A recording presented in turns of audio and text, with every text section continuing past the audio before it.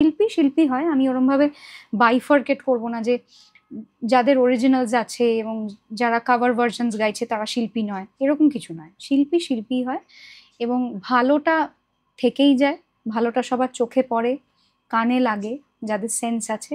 ভারতবর্ষটা খুব densely populated একটা country, তো সেখানে পপুলেশনের মধ্যে শুধুমাত্র এক দিকটার কথা বললাম এবং আরেক দিকটার কথা আবার বলি, যারা কনজিউম করছে আর্ট তাদের দিকটা, আমাদের ইন্ডাস্ট্রিটা ভীষণভাবে কনজিউমার ড্রিভেন। কিন্তু একটা ধরো সাবস্ট্যান্ডার্ড জিনিস যেটা একজন সেন্সিবল কারোর মনে হচ্ছে যে এটা অতটা ভালো কোয়ালিটি নয়, কিন্তু অথচ প্রচুর মানুষ দেখছে, সেটা কেন দেখছে তারাই জানে, কিন্তু দেখছে, তো সেটা কিন্তু মানুষের সেটা এনগেজ করছে বলেই সেই জিনিসটা প্রাধান্য পাচ্ছে।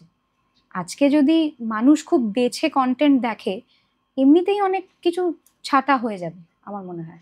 বাছা হচ্ছে না, আরেকটা কারণ হচ্ছে কোনো মূল্য দিতে হয় না আজকাল এন্টারটেনমেন্ট পাওয়ার জন্য।